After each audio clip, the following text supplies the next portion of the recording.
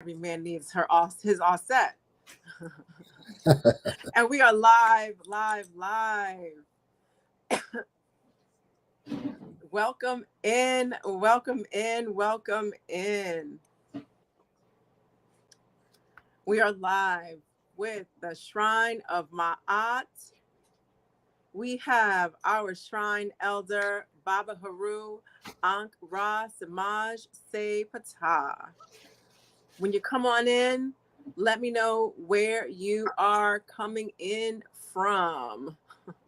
Where are you?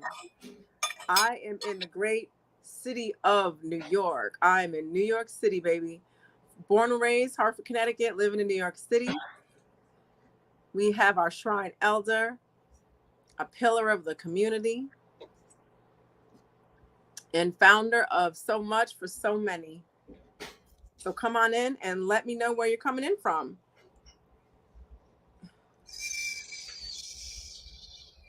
Come on in. Yes, I see Miss Minnie Williams she is in Hattiesburg, Mississippi. D. Fulton, where are you coming in from? Where are you right now? Come on in, people.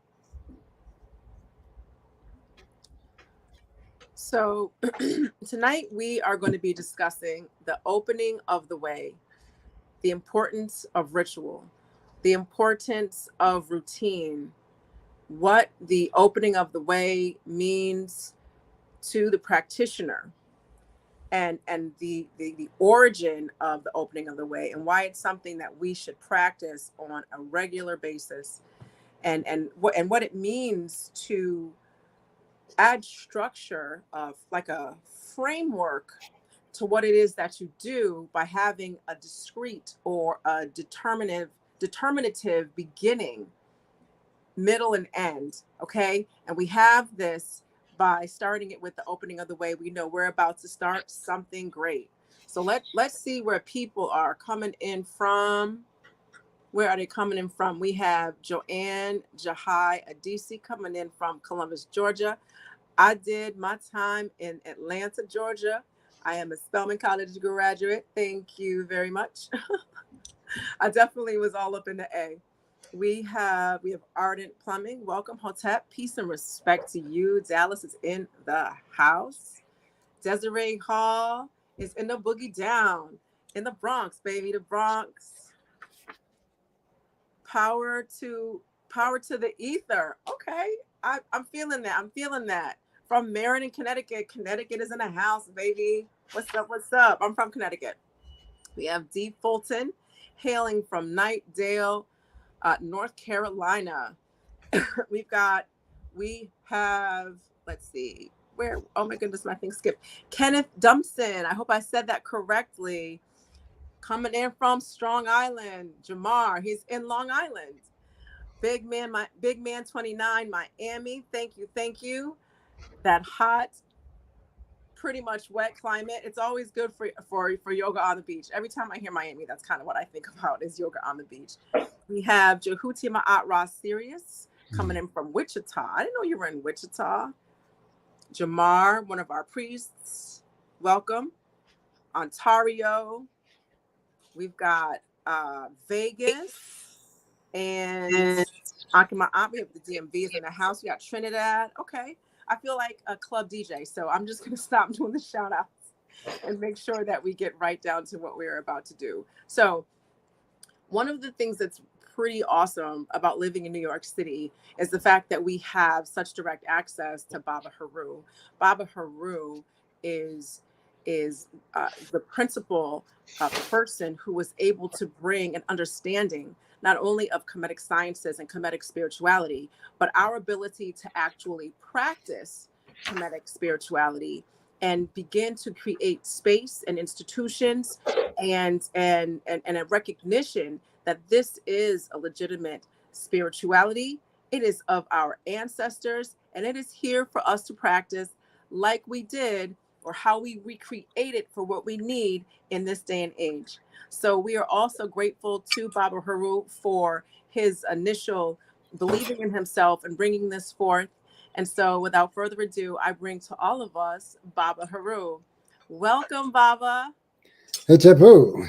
Hetepu. Ankh and Ma'at. Ankh Ma'at. Ankh Ma'at. Yes, indeed. It's a It's pleasure so to be here. it's the pleasure is all mine, and the pleasure is all everybody else's who's Give here thanks. on Tuesday Talk with us, enjoying this wonderful Tuesday Talk. Wonderful. So tonight, Yes. how are you feeling, Baba? I am fabulous. Thank you. Abu Vernon says blacktastic when I ask him how he feels. Fantastic. That's a good. Blacktastic.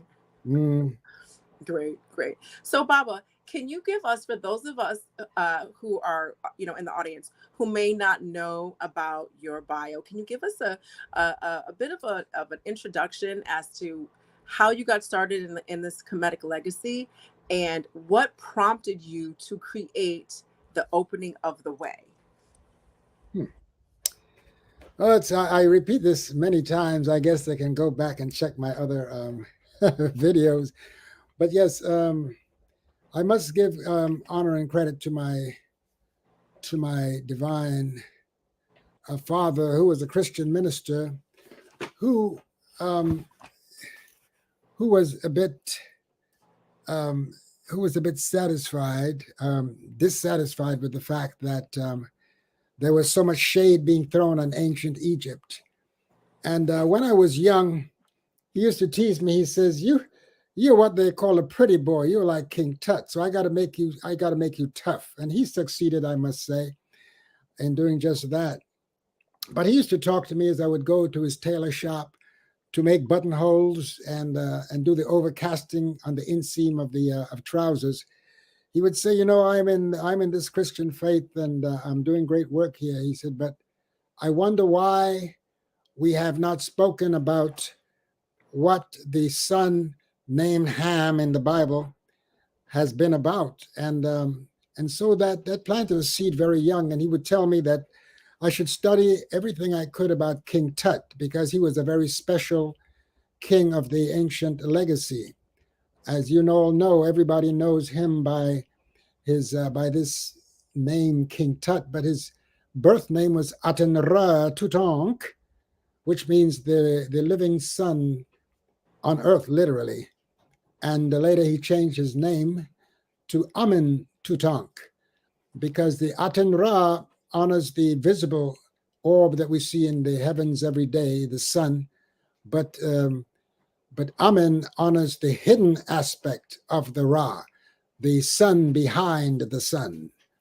And so I grew up studying as much as I could about this ancient legacy, and finally I moved to America, and here I became a naturalized citizen and worked in a private enterprise in what they call the corporate world as a supervisor of, at the time, a Freedom Flexor writer department at the third largest hosiery firm in New York, not in New York, in the USA.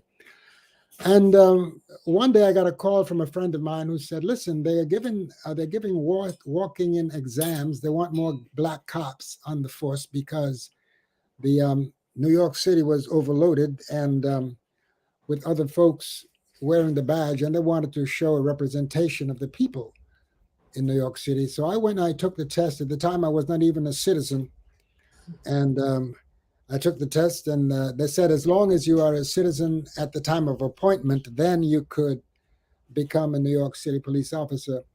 So I did that, and I passed the test. And later, I know I was in uniform, and I never saw myself as a policeman. I saw myself as a peace officer.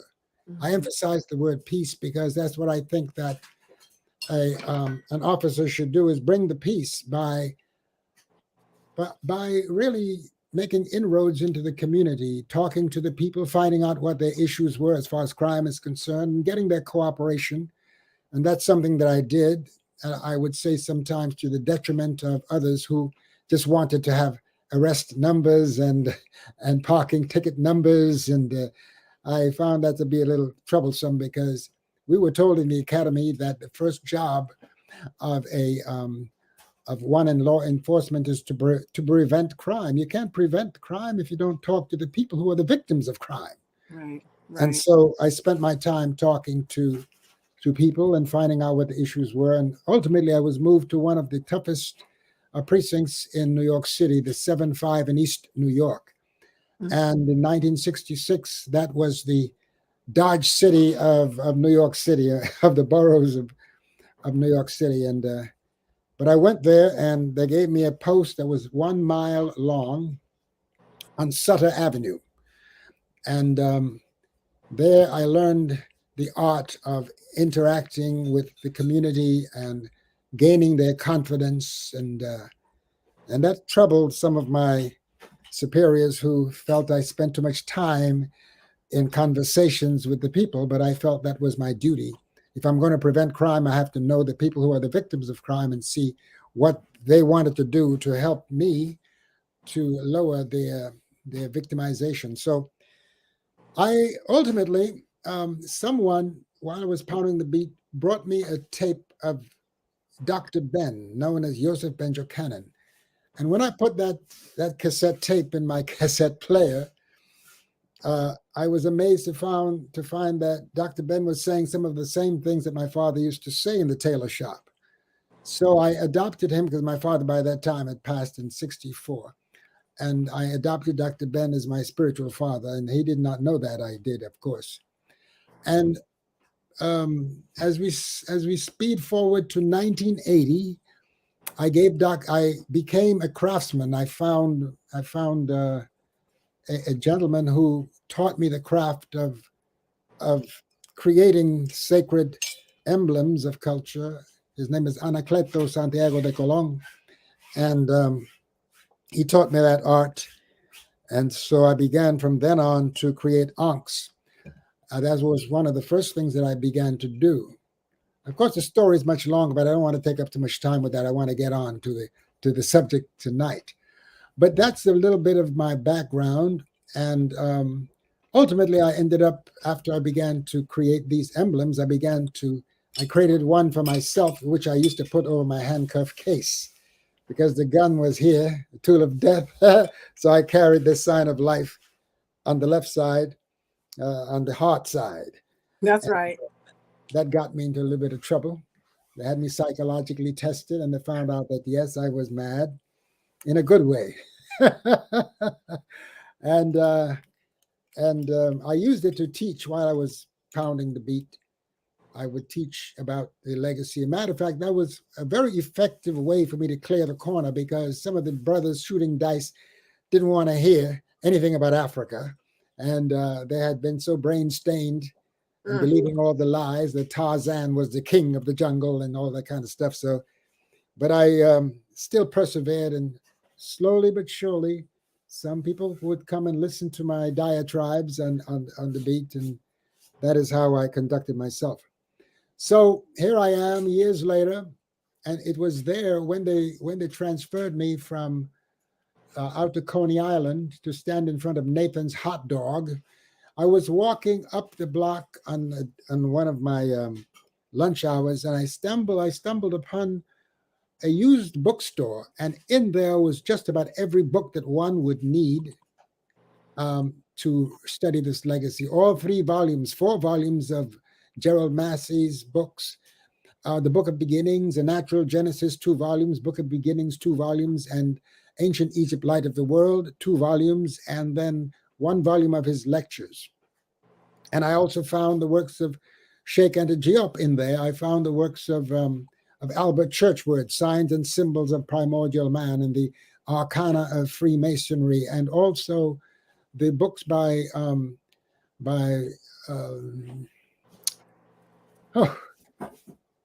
oh yes, I remember now. It was it still eludes me, but several of the books that I needed to study was in that used bookstore. I bought my when I got off duty, I brought my T-Bird around and I put them all in the back seat there and drove home, and I spent my time studying this ancient legacy. And ultimately, I decided to teach because I used to go to the lectures that Dr. Ben and Dr. Clark and some of the greats used to give up at First World Alliance on 145th Street and Convent Avenue at the Baptist Church, of the Convent Baptist Church. And but I couldn't. I felt that the time had come. We knew enough. We got all these lectures, and we're very inspired by these lectures. But I felt the time had come for us to put Ma'at into practice. And so that's why I began to teach. And I got a little blowback from some of my elders for that reason, because I couldn't understand why they didn't want us to teach or to practice and to apply the things that we were being inspired to learn. I couldn't Right. comprehend that. But I persevered because I knew some were afraid that we would turn the legacy into a church because they gotten spooked out about the church, because they felt that the church was not teaching the totality of the history of our legacy, which, by the way, all the prophets came into the continent of Africa in order to obtain knowledge, to obtain refuge, to obtain rescue That's right. by these peace loving and life loving people of the Happy River, known today as the Nile River.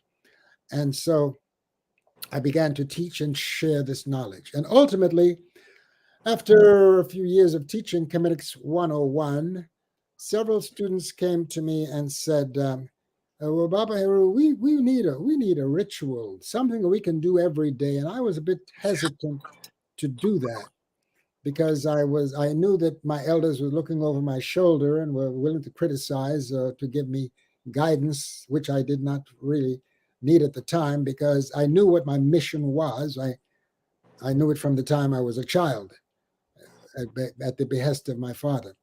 And so they asked me to create a ritual. They wanted to do a ritual. So I said, well, what can I do that would keep them mindful of maintaining their divine body temple? Because to me, I felt that the care of this temple, because this temple, this body is our mosque, this is our cathedral, this body is our church, this is the dwelling place of the divine mother, father of all creation, and all the attending powers that comes with that divine power.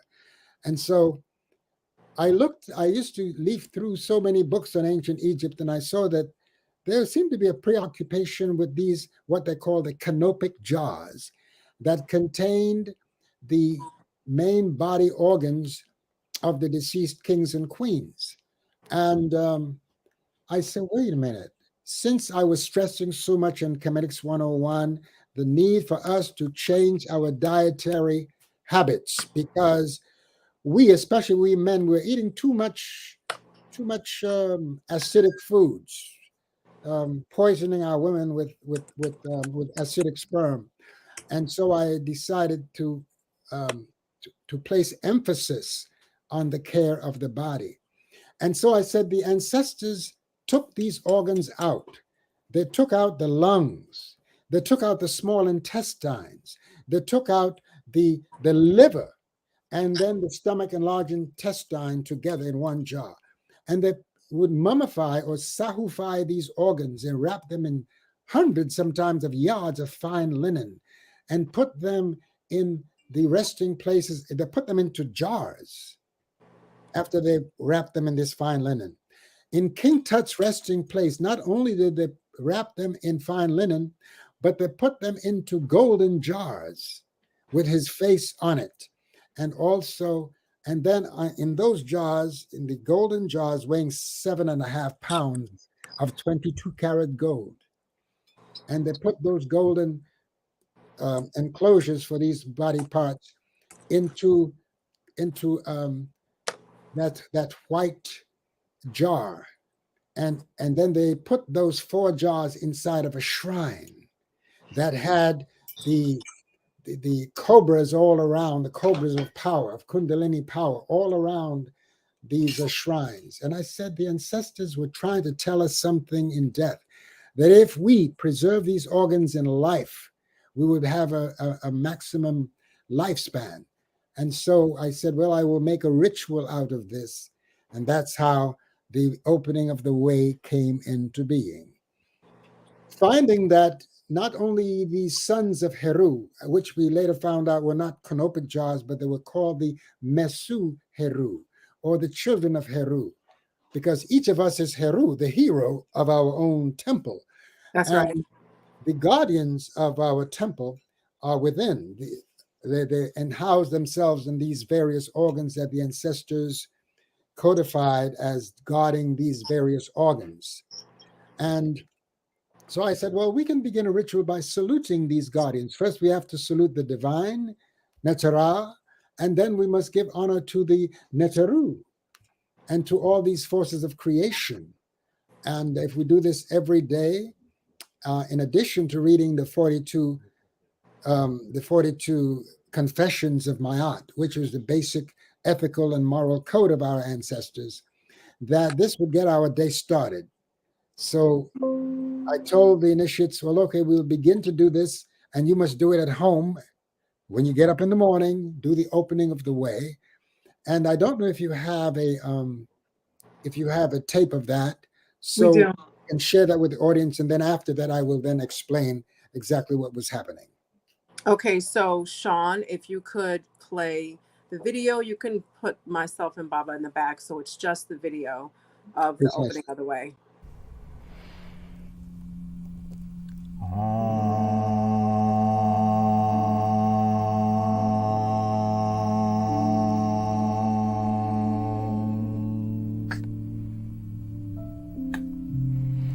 Anetrak unbet het, Nuk unbet het, Anetrak hapi, Nuk hapi, Twau enter. Anetrak serket, Nuk serket, Anetrak kebsenuf, Nuk kebsenuf, Twau enter.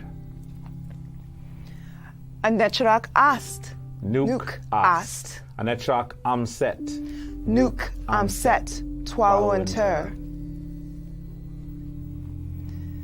Anetrak neat, Nuk neat, Anetrak dwamutef, Nuk dwamutef, Twau enter. Anetrak newt, Nuk newt, Anetrak geb, Nuk geb, Twau enter. Anetrak shu, Nuk shoe, shoe, shoe, shoe, shoe. Anetrak tefnut, Nuk tefnut, tefnut, tefnut, tefnut, tefnut, Nuk tefnut. tefnut, Anetrak pau enteru, Nuk pau enteru. Anetrak unbu enteru, Nuk unbu enteru. Twau enter.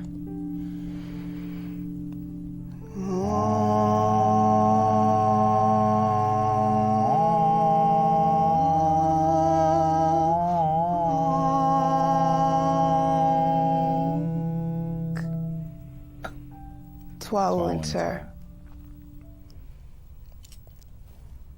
So we just did the opening of the way. We did it a little bit unusually because we would normally stay immediately next to each other and simply turn so that you're always on the left and I'm always on the right. Yeah.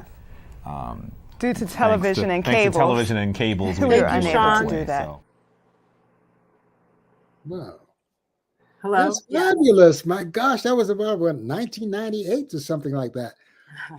That was a long time ago. Yeah. That was our in Tepiu, Anika, and Jabari doing the opening of the way on Kemetic legacy. And what you saw there was, so we have our feminine and masculine complements, which is in everything that's alive, and that is life. That is life, right? That is Ankh. That is life. And so when we saw Anika, Dr. Tepi Anika doing the feminine part and Tepi Jabari doing the masculine part. And so together they were doing the opening of the way.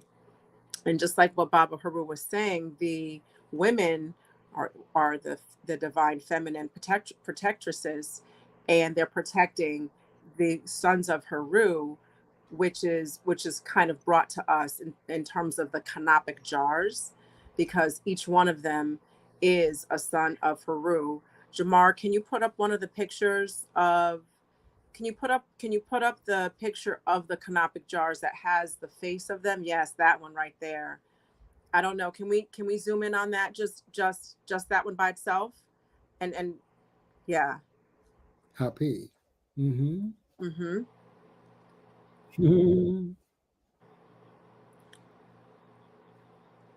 That's Amset, the human face. That's Hapi, the baboon. That's Kebsanuf, the falcon, and that's Duamutef, the jackal. So I'm sure they'd rather hear Baaba Heru explain the pairs with the opening of the way. So Baba, do you want to take it from the top with In Bed Het? Well, actually, we have Happy here in front of us, Mm-hmm. who is protected by Enbet Het, and Happy is assigned the lungs. The lungs are in that jar that Happy has. Now, everyone knows that the cynocephalus baboon has a behavior of, you can hear him breathing all the time, literally, and and also this particular baboon, they said, urinates every hour on the hour, so it became a symbol of periodicity of time, and also is associated with Chehudi. Now, as a guardian of the lungs, if you salute the principle of Hapi, by the way, as you see this animal head here, this is where the Egyptologists would accuse the ancient ancestors of the Nile of worshiping animals. Okay? Because our ancestors used nature forms to convey ideas. That's right. And it appears in the Bible. When I repeat this very often, when in the Bible it says, "Go to the ant, thou sluggard." So the Christians aren't worshiping ants any more than we are worshiping baboon. We are using nature forms to convey an idea. And so we salute that principle that dwells within us. Now, I would ask anyone who is smoking cigarettes, if you're doing the opening of the way and you're a smoker of cigarettes knowing they cause cancer, can you really honestly in Ma'at salute the guardian of your lungs every day and still be true in Ma'at? And still, so it helps to you to stay centered in your purpose of maintaining the health of your lungs. Needless to say, in New York City, walking outside is like smoking a pack of cigarettes every day, but that's what we deal with, and that's the reason why we must feed different herbs. So it's not only the ritual that we perform, but there's a lot that goes on behind this ritual. There's a lot that you're considering. For instance, when you turn to the east to salute the guardian Enbet Het, whose name means the lady of the house, and to salute Hapi, you are actually seeing a color, and the color of that zone is usually a very dark color, like it's indigo and sometimes almost dark black, because Enbet Het, she is the midwife and she guards the darkest part of the night, just prior to dawn. So we begin at the east because that's our orientation, where the sun comes. And then we go from there to the south. And there we salute a Serket and Kebsenuf. Now, it's amazing that for those of you who have been looking up for these jars and for the guardians of the women, who the Mutu Mesu Heru, or the female guardians, the mother guardians of the children of Heru, which these jars contain, you would see that they always show Serket, that deity, that female principle with the scorpion on her head. They always show Serket with the scorpion. Why? I suspect that they're trying to scare people away from even looking at this. Oh, they're worshiping a scorpion, because the other deities, the other female deities, they have symbols like Nebet Het has the bowl on top of a house. Jamar, can you show In Bed Het? Can we see In Bed Het? Yeah, the one that stands behind, yes, with the bowl on her head. Mm-hmm. That's In Bed Het. No, she's the one with the bowl on her head, and the bowl is on top of a. There we go. You see that little doorway there? That's the house. That's the hut. And on top of the hut is the bowl. And I don't see the determinative on that particular drawing of the T, which Can you, indicates it's a Jamar, can you feminine just god. do It's okay. I'm sorry, Jamar, can you just do embed head so we can see just her? Yeah, we can see it. Yeah, she's central. She's in the center. Can you see it? She's Okay. the main one. Yes, I can see Okay. that. She's the main one with the bowl on top of the house for cleansing the temple. Okay, so she guards. She protects Hapi. And if you get a copy of the Gods of the Egyptians by Wallace Budge, somewhere in there you will find the statements that each of these mothers make towards the one that they guard. You will also find in the Ptah Heru and I'm not giving you the exact page because I want you to do your work to discover and to own this legacy. You've got to do some study. Many of us are accustomed to having things handed to us. You have to work for this legacy so they can really own it. And don't take my word for it. Each of us is responsible for going into meditation and going deeper into the significance of these activities that we are livicating ourselves to. All right. Now, when you go and in each direction, you have a color. And guess what? I ask each initiate to find the herbs that would help to maintain the health of the lungs and make that, put that in a potion that you will sip after you've done the opening of the way. So you'll begin the day saluting these divine guardians or angelic forces, if you wish, if that makes it more easy for you to accept it. Because we don't refer to these divine principles as gods and goddesses. We would not be using a German word in Africa to indicate the divine. That's right. That's right. Okay. We'll be using our own term. That's why we say Duau Neter or Duau Netera. Praises to the divine. I like to use the term divine because it's gender neutral and it can apply to masculine or feminine power. Okay, but if we pray to the one, we will say the mother, father of all creation. We never would leave out the divine presence of the divine mother in anything we do, side by side with the divine father, because that is what Ma'at demands. And that is why you would see that wherever there's a male energy, a male force, there's a female right beside. I'll give you an example. If you go to the city of Menefer, or what they call Memphis, where Ptah has the shrine, you would see that there is a female principle next to Ptah known as Sekhmet, and her name means vital force or vital power. Now, let's go now to the south, and we will salute Serket, and we will salute Kepsenuf. Now, Serket and Kepsenuf are guardians of the small intestines. That is the water element now. The first one, Nebethet and Hapi, that's the air element, the lungs, right? And now we go to the south where we salute the guardian of the small intestines. Now, as you know, it's through the villi of the small intestines that you get your nourishment from the food that you eat. That is where the chyme that goes from the stomach goes into the small intestine as the chyle, and in this chyle you have the nourishment that goes through the villi of the small intestines directly to your bloodstream. That's why after you eat, sometimes if you eat the right thing, you don't want to go to sleep. You feel more empowered because of the fact that you're now giving nourishment directly to your bloodstream from what you place into your body temple. And the color there, of course, is the color of the water. It looks like a blue or the color of the sky. All right.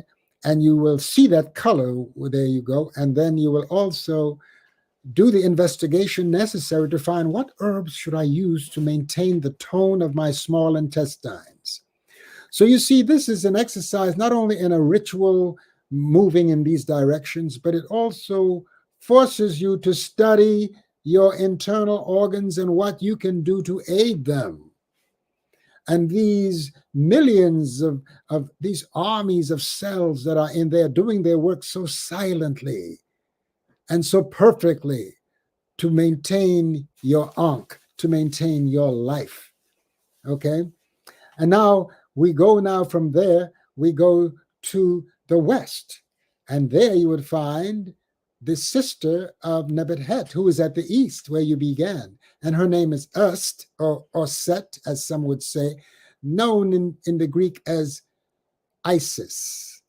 We don't use that term because we want to be faithful to our ancestors' way of naming things, because when foreigners come, they will always change the name to take credit for what they have discovered. So we are into the business of teaching truth and being truthful. Now, we may not know exactly how the ancestors pronounced these words, but because of our intense desire to please them, to make the effort, we know that these forces are in the Akashic regions listening and are happy that we are making the effort to once again articulate these sounds in the salute of these divine angelic or Neteru forces within us. Okay? So there you would find in that jar is the liver. And now you're in the green zone, because in order to keep the liver healthy, it's good to have some green and bitter things. Okay, like every so often a little bit of cascara sagrada or some aloes, not only for the inside, but aloes is great for your skin. Ask Sakara, she's an aloe queen. Okay, so there you would find that the liver is where everything goes to be cleansed, and the bloodstream is cleansed by this liver. And that's why those of us who love sweets, we must balance it by having some bitters. Okay, every so often you take a little piece of aloes and you chew on it, and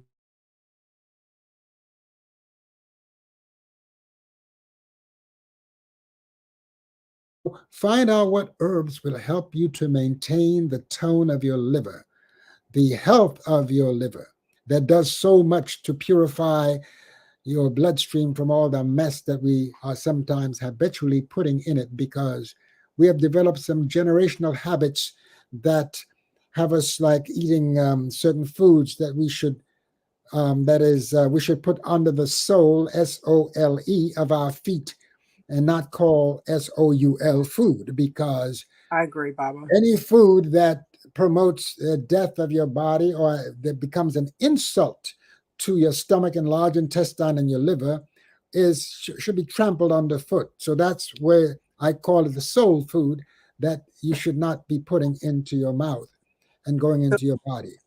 So, Baba, I have a question Go that ahead. that if you could just answer this one. Tone Johnson's question is: should we not say a Neteru Ra when doing the opening of the way, since we need Well, sun? to tell you, I would say to each initiate, when you do the opening of the way, you can include all of whatever Neteru you want to. It's on you. You can personalize it. If you think anything is missing, by all means, add it for yourself. Okay. I gave a bare bones ritual. And then other shrines and temples that are opening up, they adopt this opening of the way.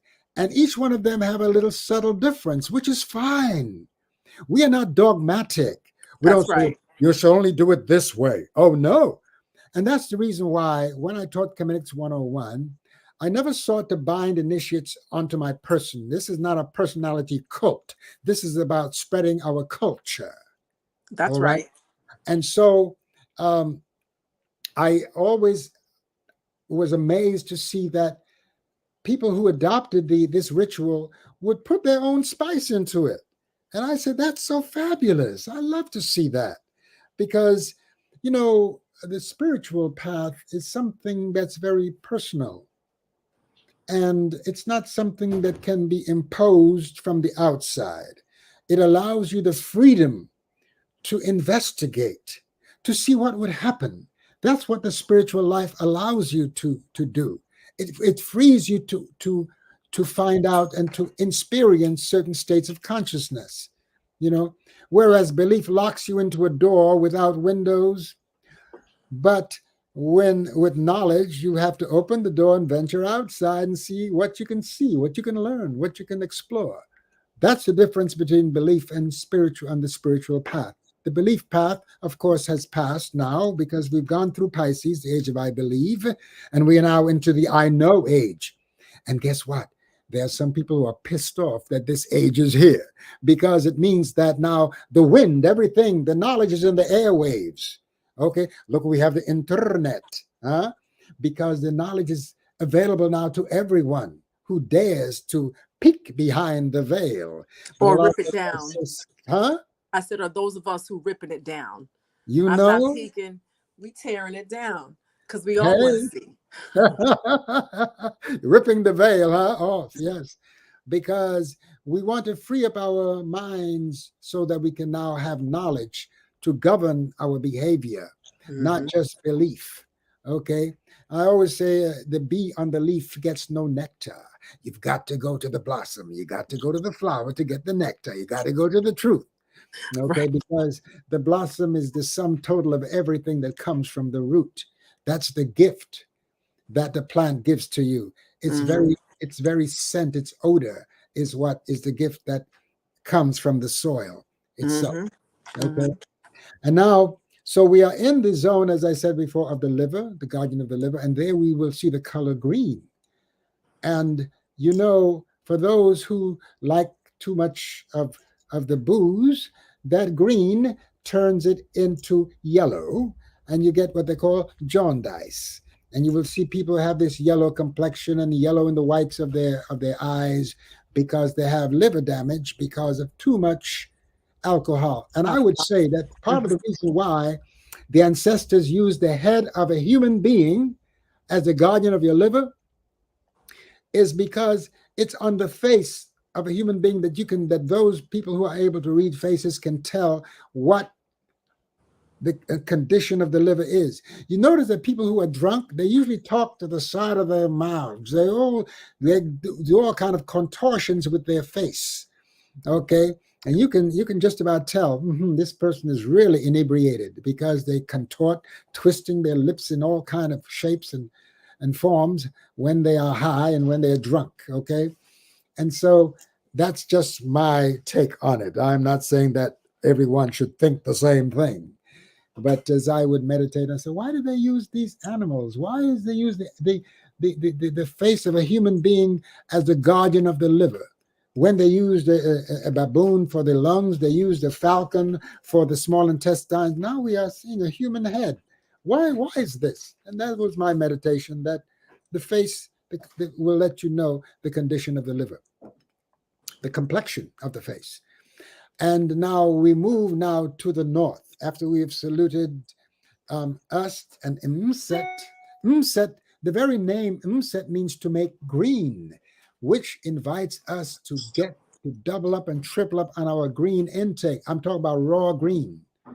Now, we're living in a temperate zone, so in the winter, we want to have some warm stuff too. So I usually make my salad dressing may contain some lentils, because, by the way, that was found in the resting places of the kings and queens. The lentils were a staple of our diet. So sometimes I would make a hot salad dressing, with some lentils and other things like squash and whatnot, and pour it over a big bed of greens. Okay. And that's what I would feed my liver. And every so often I would get some cascara sagrada, or I would take some of the some aloes to cleanse the bloodstream. Baaba, really quickly, I'm sorry, Jamar, can you put up Amset and Ast, because that's where you are right now, right, Baaba? You're with the Yes, I'm at Amset and Ast. Yes, can and I want them to see that Nebuchadnezzar, the sister of Ast, is at the east. And Ast herself is at the west, right opposite her sister. Because when these two women were resurrecting the first murdered and crucified savior, that's right, known as Asar, the template from which others took their story, let's be plain. Let's make it plain. Plain. Let's not pretend that right. folks had an original idea. That's They right. copied and plagiarized from what was on temple walls and what they discovered in the resting places of our ancestors in the That's papyri. right. That's right. We painted pictures of these scenes of resurrection, of immaculate birth, okay? And all of that, all of those things that you experience in your devotional practice on this day, especially on Sunday morning, had a template thousands of years older than the one that you have been studying, my beloved brothers and sisters. But some folks want to make you think that they came up with these ideas and this story all on their own. No, they did not. They plagiarized and literally adopted. I want to be kind, you know. Baba, this is a place of truth. Yeah, well, you know, I try to be kind when I explain these things to my brothers and sisters in their various faiths, because as one who is reclaiming the most ancient ways, we are the parents of humanity. So when we bring this truth to our people who are involved in the belief systems, we must be very kind, and we must come as a parent would a child. We must not beat them up, because beating up your children does not make them love you. It does not. You have to be stern, of course, but you cannot be beating up people because of what they believe. You do not know why it happened that way. In our case, we know why. It has to do with some ships that has created a highway, a hydro cost to African people, a water cost to African people under the Atlantic Ocean. And that's the reason why their spirits comes with the Khamsin winds and brings that fine mist and that fine dust all the way from the Sahara to the west, following the same trajectory of those ships that brought our ancestors to these shores. That's right. That brought That's right. some of our ancestors to these shores, because some of us were already here. That's right. Okay. Okay. With wearing a solar robe. So don't you be fooled thinking that like they did with Tarzan, that he was the king of the jungle, and they did with others to make you feel that they were the ones who opened up the West. The West was already opened by the indigenous people of Amenta, the West. Okay. All right. Now we're going to go to the north, and we're going to salute the guardian Nit, okay, who is known as Neith in the Greek vernacular, Neith, but we know her as Nit, N-T. And on her head, she wears a shuttle for weaving, because she weaves the very fabric of your life. She puts the last stitches in your life and ensure that you would live, because guess what? She's guarding the guardian of your stomach and large intestine. Now, we ought to do some study, because you can go all the way to college and not know what happens to food from the time it goes into your mouth until it comes out of your rear end. Okay? Here is where they used to put the stomach and large intestine in one jar together. Okay? So I would charge each of the initiates of this path to know what happens to food from the time you think about it, to the time your tongue tastes it, to the time it goes to the stomach, where the various acids are there and the various chemicals are there to transform this food that you've eaten into chyme, C-H-Y-M-E, I think is the way it's spelled. So Yes. all for you nurses and doctors, future nurses and doctors, you know the terms to use for these substances when they are transformed in the body. And now, and then she has the shuttle for weaving the fabric of your life, and also the arrows, the bows and arrows, because Nit, those who were in the shrine of Nit, the guardians of the bowmen from Nubia, they presided over the temple of Neith to the northern zone of the Queen Kingdom of Smai Tawi. by the way, that was the name of the nation, not just Kemet. Kemet is a northeastern section of Semaj, the United Two Regions, which was inclusive of modern-day Kush, now misnamed Ethiopia in the Greek vernacular, and Abyssinia in the Roman, and also Sudan or Sut, the southern part of Nubia, the northern part of Sudan, which is Nubia, and finally, which was also known as Kenset. Okay, and then to the north we had Kemet. Kemet was actually a creation of the soil, the rich soil that came into the waters from Lake Tana in the land of Kush. At one time, the land was not there of Kemet. It was built up from the silt that came from the south, from the land of Kush.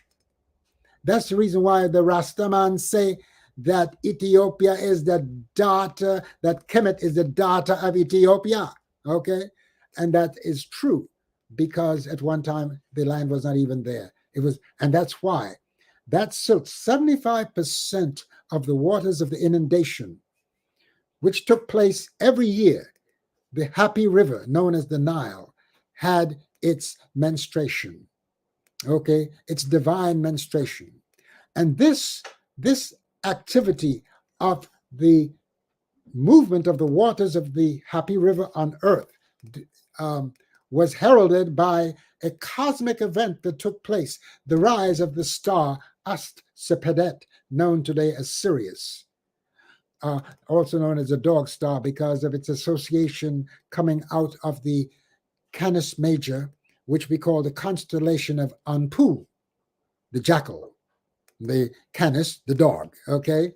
And so this heavenly event, which seemed to have an effect upon the rise of the waters coming from the south in Lake Tana in central equatorial Africa, the so-called Neteru hedge, known as the White Nile, meeting the Neteru Kesbet, the Blue Nile, coming out of Lake Tana in Kush, as the White Nile.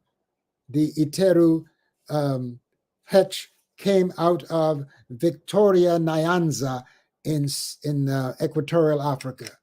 25% of the waters of the inundation came from all the way to the south, just like how the civilization that later became Kemet came from the south. Sorry, it was not built by people in flying saucers. It was not built by aliens. It was built by little short people, the one that you call the Twa, the one that known as the Anu people, the first people, later called pejoratively by the British pygmies, okay, dealing with their stature. But these were humanity's earliest ancestors, and let us never forget to give them honor. And I'm saying to our sisters, don't you be hating on men of short stature, because they carry more of the genes of the original people of this earth. So those sisters who are looking for a man who's tall, dark, and handsome, don't you dare overlook the short ones too, okay? Because they carry something very powerful. They have to, because people try to put them down all the time.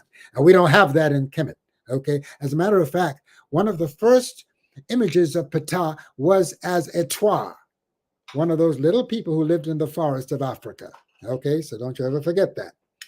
Now, so you're saluting the guardian to the north of Nit and Bua Mutef. Bua Mutef means literally he praises his mother.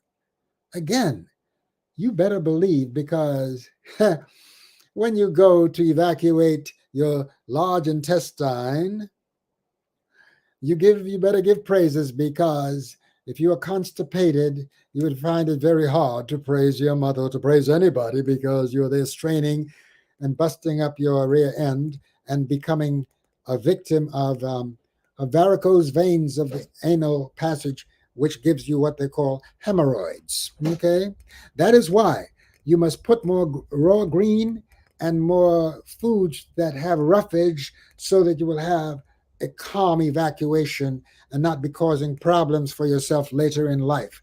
And I'm saying to those brothers and sisters who love to eat a lot of starch, a lot of constipating foods. I remember growing up in the islands, we used to eat cassava. And so many of the men used to come down with what they called piles or hemorrhoids, which is the varicose vein of the anal area, you see.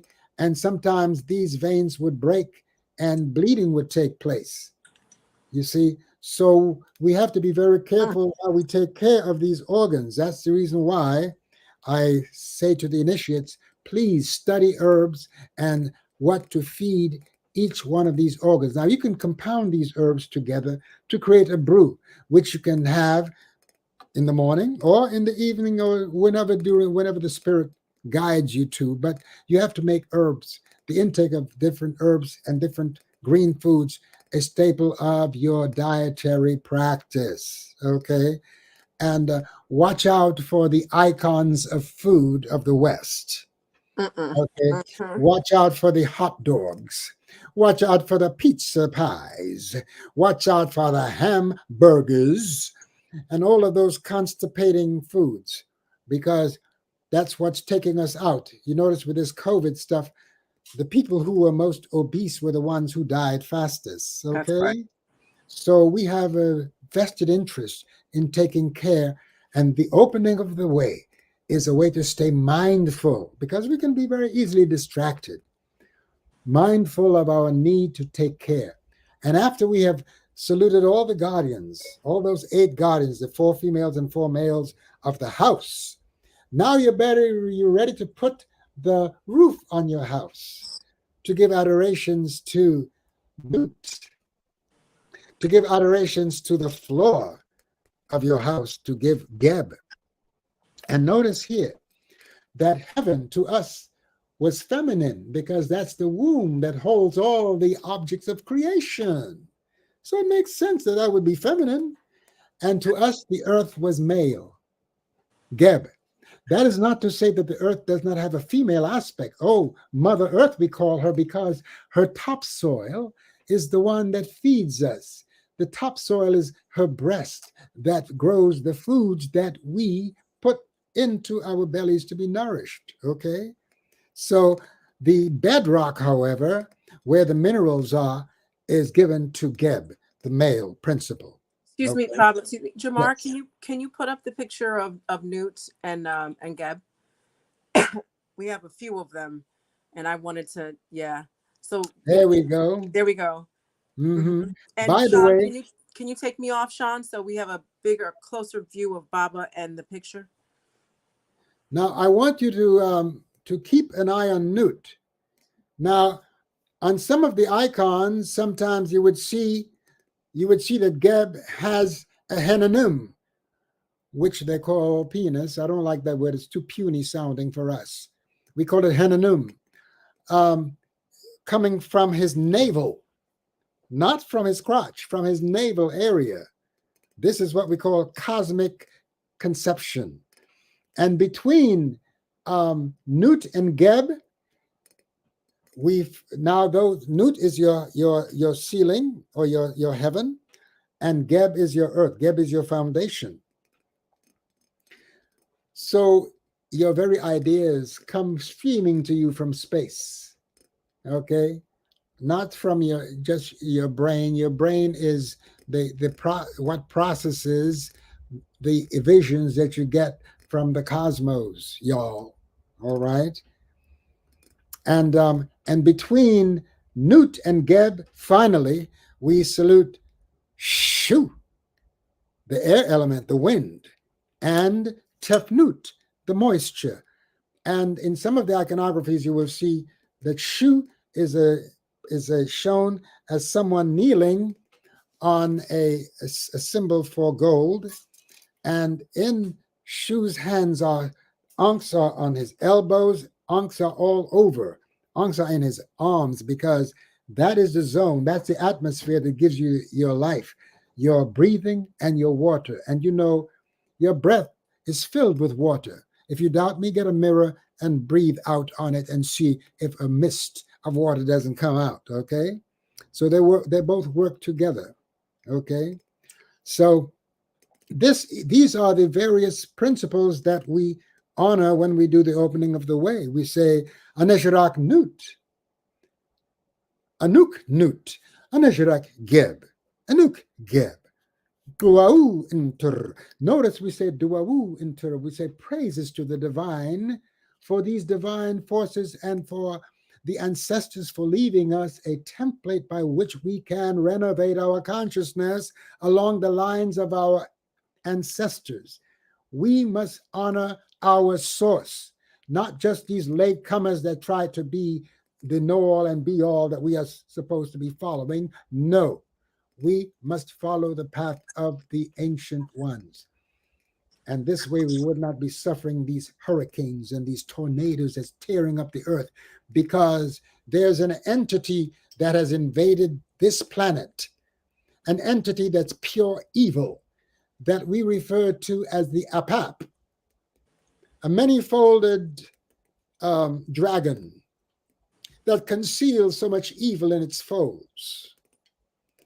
And this evil has a way of manifesting sometimes through human beings of all complexions. Let's not assign evil to any one being or to any one group of beings, because all of humanity has both to contend with both realms of the good and the evil. It's your choice. But when you follow Ma'at, it keeps you on the side of that which is good, of that which is powerful, of that which is growing, of that which is turning its back on death, that which is emphasizing the life force. So the opening of the way is a ritual that reminds you of all of this. And then you say, Anesharak Paut Interu, Paut, or which we call the Pesej, or the 9 forces in creation. By the way, 9 is a very powerful number, because it really is a 1, because you notice the 0 comes before the cipher when you create the number 9. And then when you come back to 1, which you call a 10, you have the cipher, the 1, and then you have the 0 after. So 9 is a very powerful number. It's a number of completion. It brings you back to that 1. And by the way, if you would notice, there is Shu.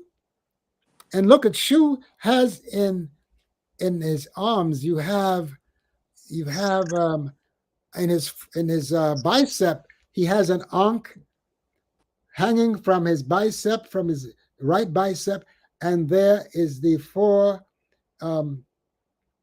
powers of the Jed column, the symbol of stability and power.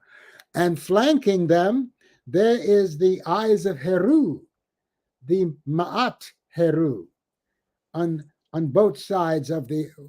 Where did they go? Wait, quick question. I'm sorry. Can you, Sean? There you go. Mm-hmm. Can you make this picture? So can you take me off and then make the picture like as big as possible, so everyone can see Baaba, but make the picture big because there's so much going on in the picture. Oh yes. Yeah. So take me off and just Baaba in the picture. I think they can see it pretty well. No, make the picture bigger, not Baaba. No. Not my person, please. Let's focus on the lesson. There you go. Fabulous. Look at what's happening. Look on the back of Newt's. On the back of Newt's boat. There's a boat on going up her thigh. Okay? Because she's about to give birth to Ra, give birth to the Aten Ra, the sun. All right? And notice the boat goes and comes down to the west, where she swallows Ra. She swallows the Aten Ra at night. Okay, and notice that on the symbol of Ra is a falcon. Now the falcon is also a symbol of Heru, but when the falcon is shown with a solar disk on his head, out of which emerges the intuitive power of the serpent.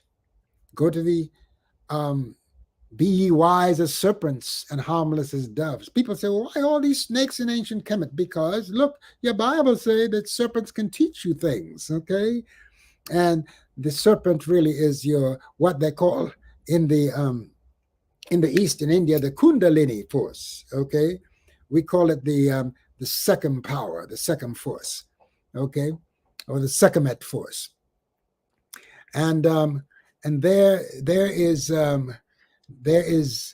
the symbol of Shu to the right below the the boat of Ra at the setting, receiving the Ra with the uplifted arms. Okay. So when you look at these pictures, they give you an insight into the way your ancestors thought. They thought in signs and symbols. And we need to go back to reclaim using signs and symbols again, and making it part of the graffiti that we display in the cities, and putting that feather of Ma'at wherever we can, so that people will know it's time to return to Ma'at. Because we're living in a time when, as you all can see, living a life of lies has become very popular. Liars are being supported and are being hailed as heroes. And so, as you know, and when people are promoting a lie, you wonder, will these people have children? Would they like their children to lie to them? Recently, a teacher was killed by a 6-year-old with a pistol that he hid in his school bag. And I'm sure when his mother says, "Where's that pistol?" he lied to her. So, but we are now in the habit of supporting liars and making lying a thing.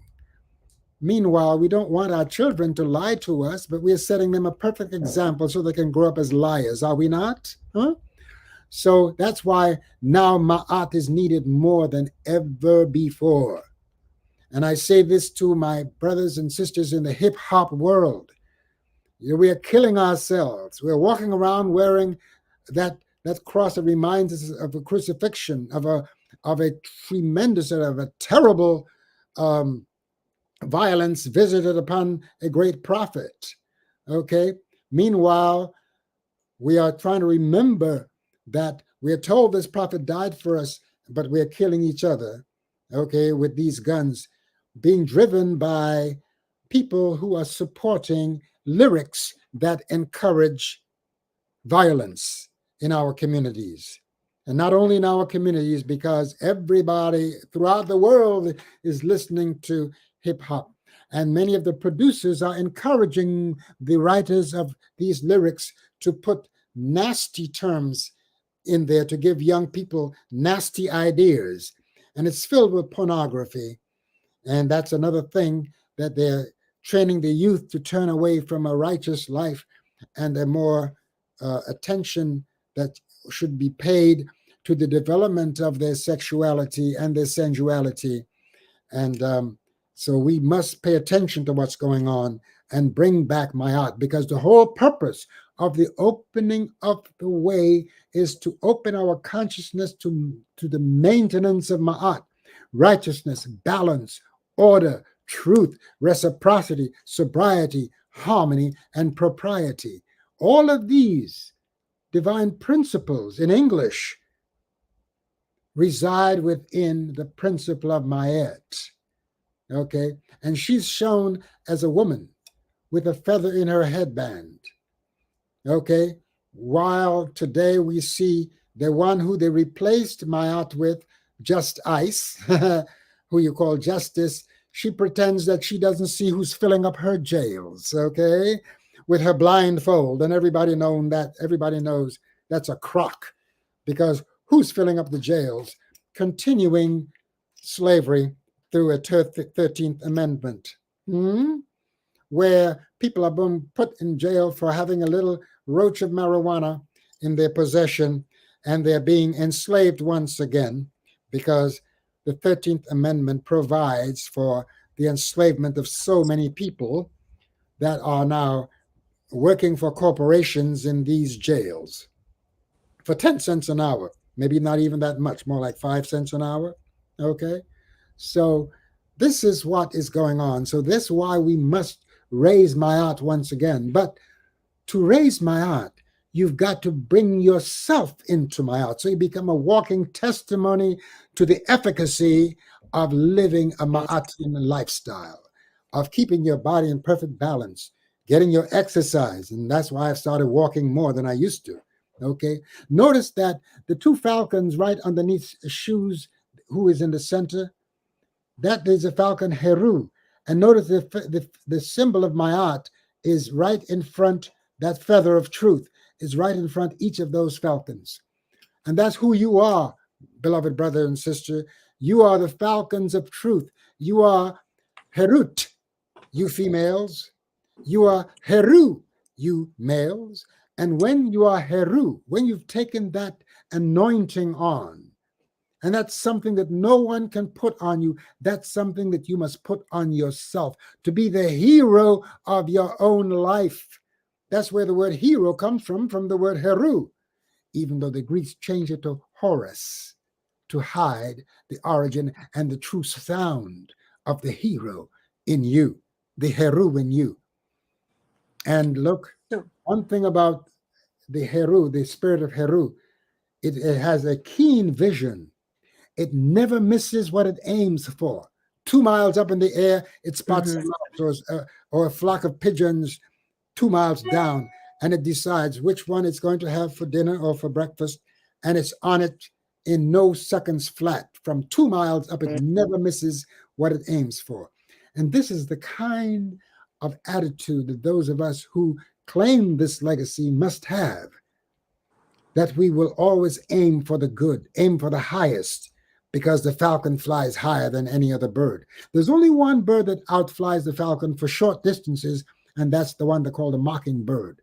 But for a long distance runner, Heru is the principle that you want to envelop, that you want to claim, that you want to be the hero of your own life, so that you will be faithful to the Ankh. By the way, can you imagine if the brothers out there with their guns killing each other were wearing the Ankh, a sign of life, instead of a sign of death, how things would be transformed in our consciousness? And that's the reason all of you who are into this path, you are life's people. Because when you look on the temple walls, you would see people who are carrying this in their hand, and they're holding it by the mother womb of it. So that's why we must always respect the mother principle in our women. And brothers, keep your hands off our women unless you intend to put your hands on her with divine myrrh, with loving care. Don't you dare smack your grown woman who is your wife or your girlfriend. She's not your child, okay? Don't come thinking that you can control her by beating her up, okay? That is not done by Heru, okay? Heru always, Heru nech haratef ema henamut, that Heru defends and avenges the wrongs done to mother and father. Okay, So, Baba, I just want to yes. jump in and say Baaba Heru is giving us an amazing lesson, not just about the opening of the way in general, but the opening of the way in specific, with the history that we started off with, to give the creation of this ritual context, explaining it in terms of its juxtaposition to the continent, to the motherland, to Kemet, explaining each cardinal direction, the element that goes with it, the divine feminine that protects the divine masculine of the sons of Heru, the herbs that go with the particular organs that are preserved post physical death and in the tradition of our ancestors. And if that is not enough for you to pick up your phones and make a donation to our elder who's given us this for more decades than some of us have been alive, then I don't know what to tell you. Please, let's make a donation to Baaba Heru. Let's just do it right now. BAABAHERU on Cash App. Let's show our love and myrrh with some coins, people. Okay, electronic coins in the Cash App. I just wanted to say that. I also want to say, now we're not done. We're not done because we still have a little bit more to go with the opening of the way. But Jamar, can you put up the slide where you can see half of Newt and the sun is right in front of her mouth? And that way we can talk about how how the sun, how Ra, there we go, how Ra travels through well, so first she ingests the sun, which would be parallel to the sun setting, which would be parallel to when at night, when like right now, Newt has already well right now in New York City, let me be clear, at nighttime when the sun has gone down physically, mythologically, Newt has swallowed the sun. So Baba, can you take us through that and what we're looking at in terms of Newt and its relation to the sun in relation to Ra? Again, we want to differentiate. We want to say what is the quality of this Ra. The quality of this Ra is the Aten Ra. Okay. By the way, that was the birth name of King Tut. His name was Aten Ra Tutonk. Okay. And here she is swallowing the sun. Literally, that space which she represents, because space is a gigantic womb that has all of these life forces moving inside of her. Look at the various stars in her body.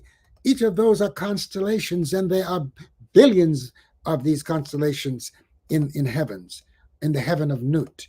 Okay, and our ancestors drew pictures so that the person who was not even aware or knew the process intellectually could see it for what it is, because we used to think in symbols. We used to think in these forms.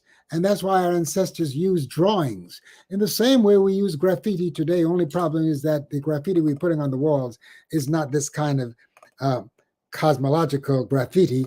It's more a whole bunch of stuff that has nothing to do with the high science that our ancestors have put on the temple walls. Okay, so there we see Newt swallowing the sun. When the sun seems to go to sleep, actually it's not sunrise or sunset, it's more like earth turn. Okay, that causes these differentiations between day and what we call night, between Hru and Ger.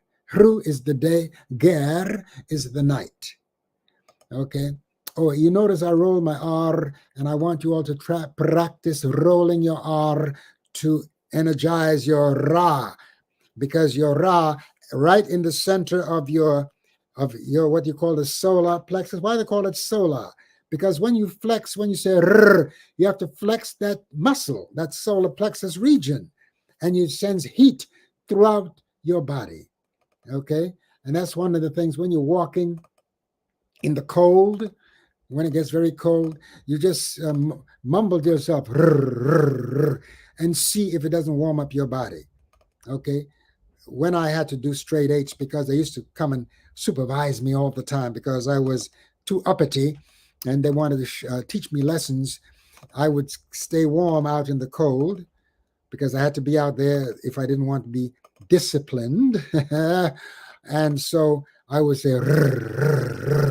and sometimes when the superior officers would come and they would see me sweating out there in the cold, they say, "Are you okay, officer? I see you sweating. You have a fever?" "No, I'm just here enjoying the weather." But when they drove off, I'd go back to my and I would stay warm throughout the day. And my then wife used to buy me long johns every winter to keep me warm, but I had the sound that of Ra that kept me warm also. So you can practice that as much as you can, because English has kidnapped your tongue. And that's the reason why you must always seek to replace certain terms that we use in English with the Kemetic terms, with our ancestral terms, to empower ourselves. Instead of life, we should say Ankh and Ankh, and put money in the bank, okay, and be anchored in your purpose. Be steadfast, you see, and Notice your ankle is so important. If you have an injury to your ankle supports your whole life. Okay, your knee, your Ankh, the reverse of knee. There is another Ankh. Okay, so use these terms, and you will find it empowers you and enlivens your cells in your body. Now, we are seeing all of these figures. What's going on inside of this picture of Nut? Go and meditate on this picture. Contemplate this picture, and it will lead you into meditations. Okay, Okay. and that's one of the ways in which you will access the fields, what they now today refer to as the quantum fields, which we refer to as the Seket Neteru, the fields of the divine forces of creation. All right? And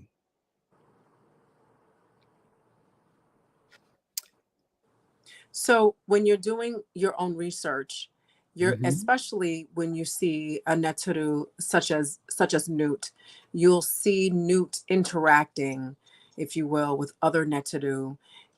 You could see her with Geb, and then there are various scenes with her and Geb. You'll see Geb. Sometimes you'll see him with his Henonym. Sometimes it'll be like Baaba Heru said, coming out of his navel. And other scenes you'll see it's kind of hanging to the side. You'll see him with, I don't know, forgive me, Baba, I don't know the Kemetic word for testicles, but you do see his Henonym and his testicles just kind of chilling.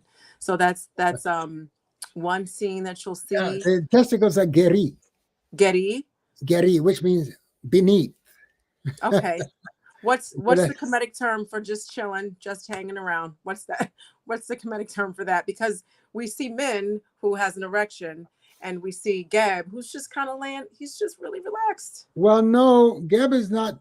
And you see, the guardians, the so-called guardians of our morality, they've chipped away the Henonym that's on most of these pictures, and the modern artists. The modern artists who do depictions, they leave that out because you see, to people who are unnatural, they see sex as something dirty. Okay. But what about the position of Newt of Geb? He just seems to be reclined. I always looked at that as the energy was at ease, that there wasn't much tension or anything like that, and also in addition to that, his genitals were also just relaxed. I beg to differ. In many of the pictures, Okay, his genitals were coming out not from his crotch but from his navel. Okay, showing that he helps the process. And by the way, that was the preferred position for bringing a very powerful seed into the world, because your sperm is going against gravity. By the way, it's not that the sperm is swimming to the egg, because the egg is magnetic. The egg is calling the sperm forth, you see. But the sperm also has a tail to assist its process, to assist its climb to the egg. Okay. Nowadays, men love the missionary because they consider themselves to be on a mission. The missionary position while the queen is on her back. But notice that Geb is looking up into the face of Nut. And brothers, whether up or down, it's a wonderful thing to regard the face of the queen. Many of you, because of all the twerking going on, are entering the back door. And I would suggest you stop that practice, because you're killing our women with feces. It's called blood sepsis, okay? You cannot be carrying particles of feces to the divine heaven of the womb, okay? You respect that womb. No matter how she twerks, it's her face that should matter to you in her ecstasy. You cannot see from the back of her head, bro. Doggy style. Oh, yeah. Are you a dog? Oh, I know some of you call yourself a dog. No, you are a prince of this earth, a prince of the sun, princesses of the sun, a king of the sun, a queen of the sun. That's right. If you don't believe that, then take off that solar robe that you call black skin. Solar robe. I like that. There you go. So I see we need to have another show with Baaba Heru and divine intercourse, divine sex. I'll think of a nicer way to say it, but Uh-oh. we're gonna have Baaba Heru. We're gonna turn it up. So we're gonna let's get back to the opening of the way. But you know what? One of the things that's great about having Baaba is that we can see how everything is interconnected, and that it isn't something that is completely separate and segmented from what we're discussing. And one of the things that hopefully over time that you've come to understand with Tuesday Talk and with Ascension, with the Shrine of Ma'at, with Communion, with the Temple of Anu, when we have Infodigi, with everything and everybody that we have, our culture was not segmented where you do one thing over here and then you do something completely different over here, which has nothing to do with this over there. No, the way we thought and the way we connected to the divine and everything we ate and did, etc., was a reflection of that one belief, one way to live, of that one connection to the divine within us, and that one connection to the divine.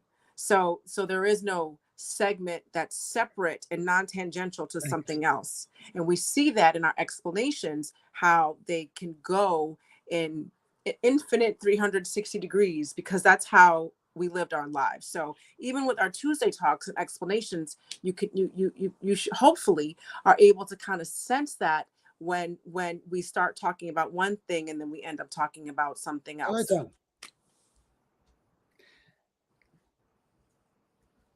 Come on.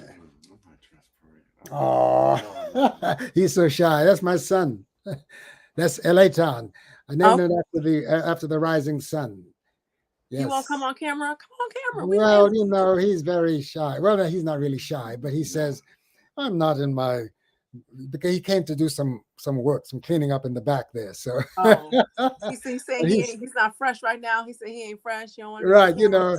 All right. He copped a little bit of vanity from his dad. You know, I'm a Leo. You know, let him know. He's a Virgo. He's a Virgo. Yeah. Well, let him know anytime it's a Tuesday. He might just be on screen, so he needs to come dressed on Tuesday. That's right. You heard that, bro. Okay, know you, son, and thank you so much for coming in. That's so sweet. That is so sweet. Okay, so where were we? We were at Newt and Geb. So are we ready to move into Pa'ut, or are we here? I don't know exactly where you want to go, Baaba. Look at how the solar orb is moving through her body. I have a picture here where there are 12 solar orbs, which represent 12 hours of the day and 12 hours of the night. And notice all these personages below her body in this particular drawing here.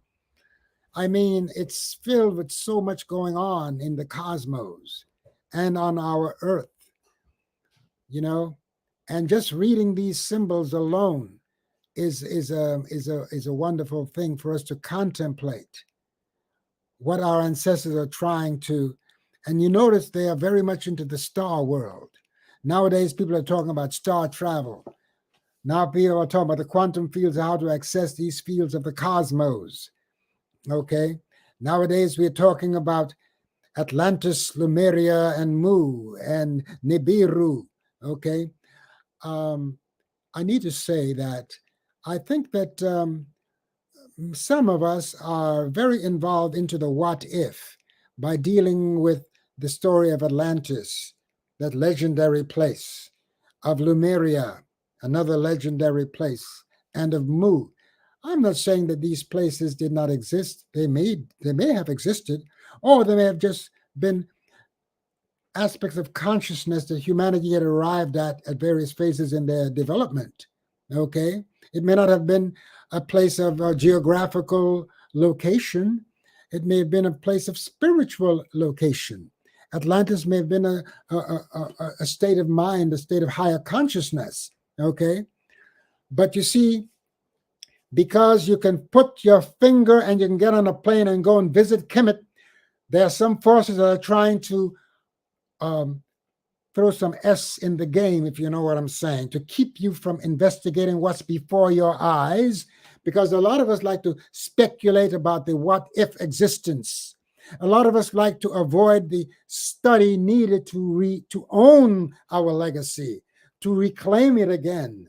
You see, so we like to go on these trips at Atlantis, where you better put on your diving suit because they said they found someplace under the Bimini Triangle in around the Bahamas, okay, which, as I said, represents the lost cities of Atlantis. Why are you so concerned with the lost city of Atlantis when Kemet is in your face with messages written deep in stone and on papyri throughout the Western world and all of their museums? They're showing off your culture, but you have been made afraid of it because of the silly movies being made in Hollywood showing scarabs eating people. That is a lie to turn you away from this culture. Okay? The early Christians referred to Jesus as a good scarab because they knew, those who were educated in Alexandria, from the books that Alexander the Greek brought from all the temples where he had his army, steal those books and bring them back to the library that he built in Alexandria, where Plato and all of these other so-called philosophers were being taught in the elementary science of African wisdom. Oh, yes. So study. Get into the contemplation of these pictures, my brothers and sisters. They will lead you into meditation of the various fields of the fields of Hetepu, the fields of offering, the fields of the Seket Eru, the fields of the blessed ones, the fields of the Neteru, the divine principles and emanations from the one who is all divine, the Neteru, okay? The field of the Neteru. And then when we say Anesharak Paut Neteru, we are adoring the 9, which is the completing. And then we say Anesharak Imbu Interu, all of the divine forces. We are also saluting all the divine forces. And that is how we close that ritual of the opening of the way, the Apwat Wat, opening of the way. All right? Apwat means to open. And what is the way? Apwat Wat. Isn't that a neat sound? Apwat Wat. Apwat Wat. Yes, indeed. Jamar, can you put up so when I was looking for the pout, I don't think I got it because it wasn't 9. But I got what I could get. And Jamar, would you be able to put up the 12? Oh, yes. Sometimes I need to say it all depends upon where you were, because there were subtle differences in the various temples. Don't forget, we had 42 Hesepu, known as nomes or states, like the United States. There were 42 in Kemet. There were 22 in the south and 20 in the north. All right, and each of these, when the functionaries in the temples went to the priests and the oracles to have them to compose a book for them that they can study in their life to prepare them for living after living. All right, they would school them in these divine principles. You see, and so in certain temples there would be 12 Neteru making up the Paut, and in others there would be, I think, in the Papyrus of Nu there were 14. Okay, in the papyrus of Anui, there are 12. In other papyri, there are 9. It all depends upon, because everything was not a carbon copy of the other. The worship and the praise was expressed in different ways depending upon which temple you was in your hesep, in your zone. Okay. However, the Nile River was a highway where brothers and sisters would be taking different little boats up and down the Nile, visiting this temple for this celebration, because we partied a lot. But the parties were like the African Arts Festival in Brooklyn, where the various crafts people would bring out their wares. And that's why there was so much found even in the sand of the desert, of the creation of the hands. And that's why, as a keeper of the Shrine of Ptah, I want to encourage our brothers and sisters to use their hands again, to draw, to carve, get some wax, get some mud, carve something, do something, show the ancestors that you remember them, and create the emblems of the culture, the Ankh, the Eye of Heru. Why do we find in all of the museums, why do we find these emblems of culture? Because our ancestors were busy. And they made these beautiful useku, or the collars that they wore around their necks. And the women wore a blossom of lotus on their ears, sometimes hanging from right in front of their forehead, because some say that some of the lotus gave off an aphrodisiac odor that would keep them very virile. Know what I'm saying? So all of that is part of our lifestyle, y'all. Okay. Oh, look at these deities. Now, this is what gets us into trouble with Egyptologists. They accuse us of animal worship. Oh, wait. Ooh. I'm sorry. I took it off by mistake. I'm sorry. Okay. There we go. Here is, you have, let's see, 1, 2, 3, 4, 5, 6, 7, 8, 9, 10, 11, 12, 13. Am I right? I did it. Yeah. There in the front is us. And there following us, the Divine Mother, is her son, Heru, wearing the double crown, the white crown and the red crown of the north and the south. The southern crown is the white, and the northern crown is the red crown. And then we have Seshat. Look at her. Some say that plant that has 7 rays was, was ganja. Well, we are not saying it was or it wasn't, but we see these horns over it, saying that be careful how you approach this plant, because some of you get into these plants and the ayahuasca and you go on these journeys without a guide, without preparing yourself for the journey, and you then freak out because you see things that scare the living daylights out of you. I remember I took some mushrooms from Dr. Sebi once, and I became an aloe tree in the forest with big aloe leaves, and I was laughing. Ha, ha, ha, ha. And guess what? To this day, whenever I want to bring back that scene of that journey, I can do it like that. I'm right there. And it makes me happy and joyful.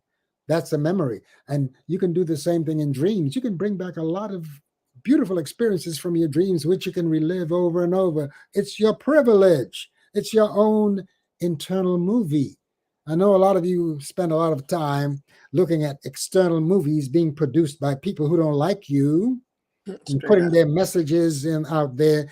You can go to have a movie within your head, and you can go anywhere and do whatever you wish, but let it be in Ma'at, please. Okay. And now there's Sebek. Oh, the crocodile, Sebek. People who live near a river would, of course, have respect for the crocodile and would be sure to feed the crocodile so it doesn't come and eat your children. Okay.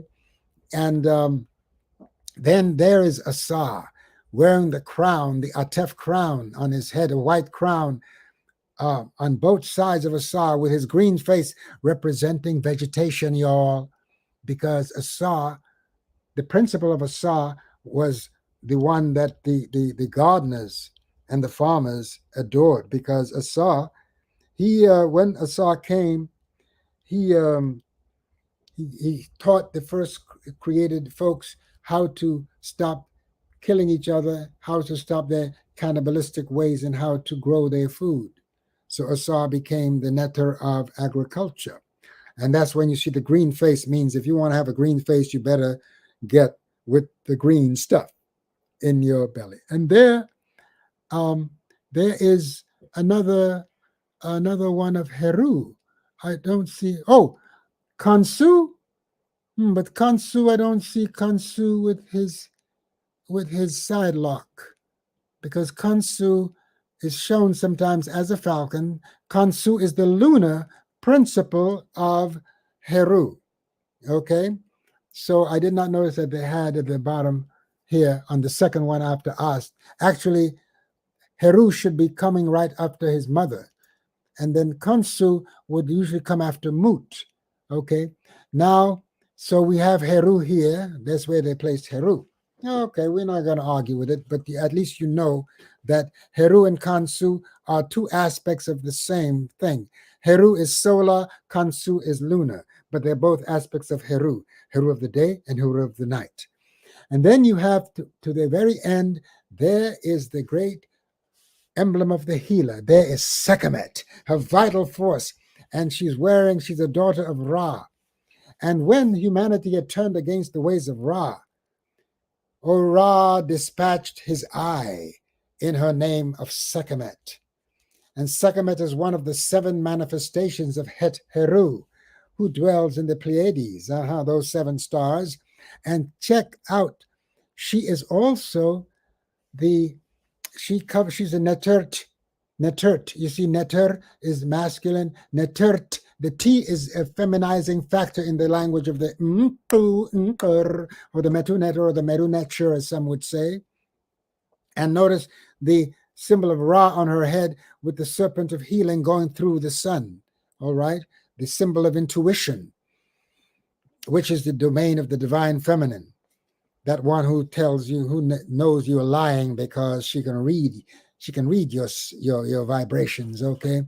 And Sekhmet, some people say, well, she represents the ferocious daughter of Ra who was slaying those who were against the ways of Ra. But guess what? In doing that, she was purging the earth of evil. The way the storms are now haunting certain lands, because certain lands need to be purged of evil. And Sekhmet, she brings the fire, the healing fire that purges evil. Okay? And now let's go to the bottom low. There is Het Heru, who the Greeks call Het Hor, but we know her as Het Heru. And she wears the disc of the cow. Why? Because the cow is, we observe a cow with its calf, it's so nurturing. And that's the principle of Het Heru in our women. She feeds her baby from her very breast, from her body, she feeds her baby. And some grown babies like to feed at her breast likewise, for other reasons, of course. And notice that all of them is holding the sign of life, the sign of the Ankh in their hands.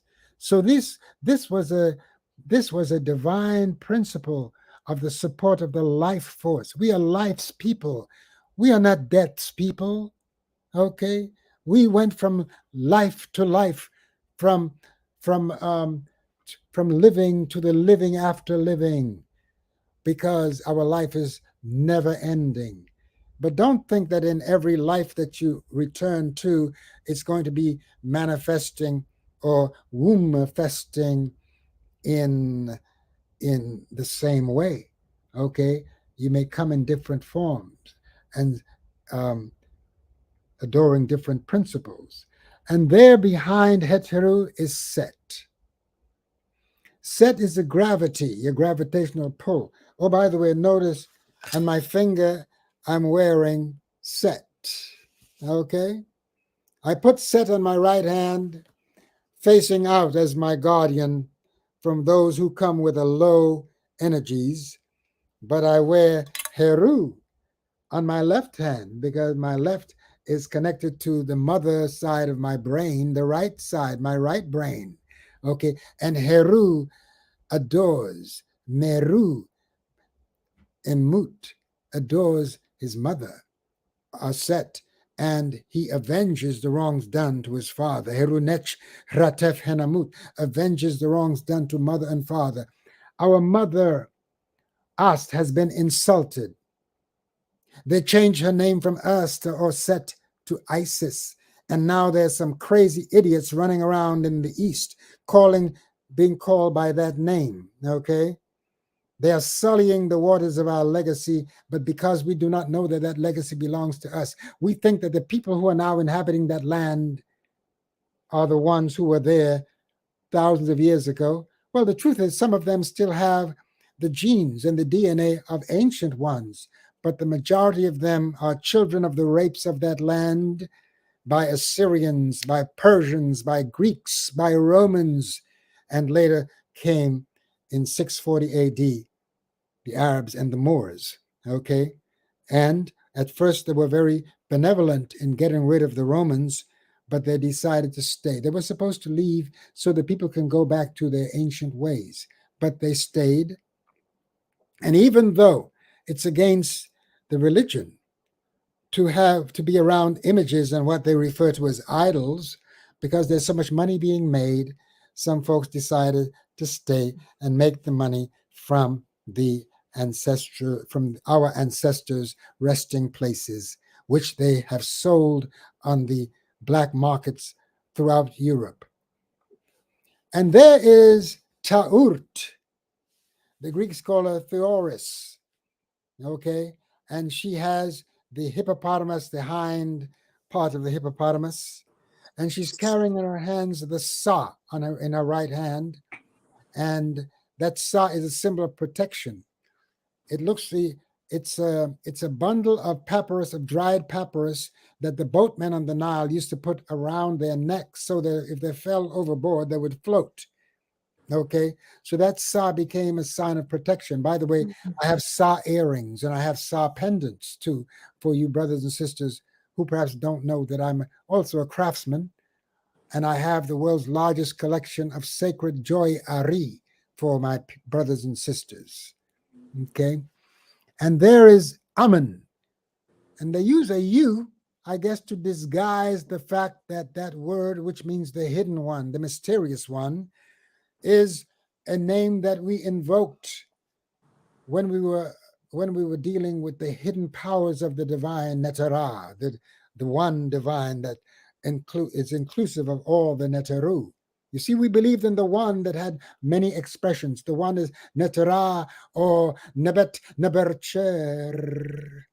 The Lady Lord to the ultimate limits is her name, his name. Nebercher, Nebet, the lady, Neb, the Lord, Cher, to the limits, okay, and beyond limitless one, the limitless divinity is the one that we called the Amun. And that's why all the three major religions invoke that sound at the end of their prayers. And you have been told it means so be it. Well, that is how the copyists have interpreted it, but your earliest ancestors say no, the Amen is the mystery that conceals the divine, the power of the divine, which you can only access this mystery through devotion and meditation. Okay, and right after Amen, there is Chehuti, the ibis. But Chehuti has another aspect to Chehuti, the cynocephalus baboon, the one that urinates every hour on the hour. So Chehuti deals with the word, and Chehuti also deals with mathematics. Some say Jehuti, okay? The Greeks refer to Jehuti as thought, Thoth, thought, from which we get the word thought, because Chehuti preserves the word, which is the mind of the divine written in the cosmos, okay?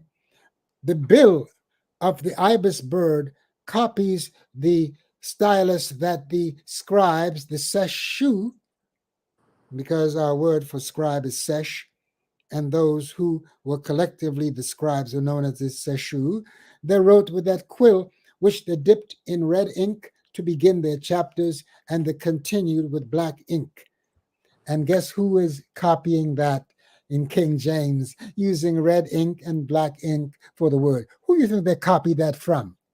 From the people who rescued and taught all of their major prophets. And that's why I'm going to say this to you before I leave, because I'm closing up here now with Ptah. Ptah is the foundation. Ptah is not behind. Ptah is the one who supports all of these concepts. Because in the city of Menefer, where there was a temple raised to Ptah, Ptah, by the way, we say Ptah because the R makes it easy to pronounce, but it's Ptah, Ptah, Ptah, Ptah, Ptah, Ptah, Ptah, Ptah, Ptah. Now you say that over and over, and you will see how warmth goes throughout your body. That's why Ptah was known as the Neteru of the fire. And when we had a Nubian steam hut up in Pegleg Bates's property up in upstate New York, I was the fire keeper. I was the one who brought the hot rocks into the Nubian steam hut, which they called Inipi, or the steam hut of the natives of this land also cleanse themselves by going in the steam hut. And of course, the Russians have the Russian bathhouse here in New York City, and the Russians likewise took it up. And throughout Europe now, they are cleansing themselves because of what they learned in Nubia and what they learned in Kemet. So there's Ptah, the divine craftsman, the craftsman. Okay, the divine craftswomen are all under the auspices of Ptah. The architects who laid the black prints for their temples, which they oriented towards starlight and towards sunlight, they were all initiates of the shrine of Ptah, the Kera Ptah, the Kera Ptah. Okay, so I need to say also this before I go. The name of the divine, Nkara, and the name for Ankh begins with water, a wave of water. That wave is not just water, it's electromagnetic current, because water is the greatest conductor of electricity in the world. Okay, that's why if you put your hand into a socket and you're standing in water, you would be fried, because there's electricity in water. There's electricity in your divine feminine partner. That's why you check before you enter. Okay, brothers? No dry stuff here, okay? Prepare for your journey into heaven, my brother, by raising the magnetism of the electromagnetic current of her waters. Okay? Now, so there I've given you a little insight into these powers that they refer to as gods and goddesses. No, we never use any German names to invoke these divine Neteru, these divine forces. And the very word Neteru begins with the N again, that electromagnetic current. And that is what you must use to access these divine seket, these divine fields that would lead you into realizing the Neteru that live within you. Know that you may pray to a universal heaven, but hey, tell Elon Musk is his name, that there's a way to travel that doesn't involve propane or atomic energy. You can go in a clean way by going within. That's how you access outer space. Okay? You don't need these ships where if you get stranded, you'll freeze. I know you want to go to heaven and you want to freeze, but heaven is within you. Okay? That's where heaven is. Nut is within you. All right? Because whatever is within is without. And you can access what is without by going within. All right? It's the safest way to travel, brothers and sisters, in all kinds of ways. Well, thank you so much, Baba. Tuau, tuau. Tuau for being on tonight. The opening of the way is something that is so special and powerful and beautiful. And I love doing the opening of the way in the morning. And being back in New York City, it is so much noisier than in Connecticut, where you just hear the midnight, the nighttime sky. And even as a little kid, I used to like the night or the early morning because I felt like I was the only one awake in the world.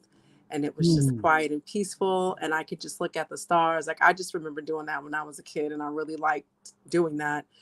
And part of the reason that I could do that was because I was in Connecticut, and it wasn't just, as noisy, a little bit, because I grew up in the city. I didn't grow up in like the country or whatever.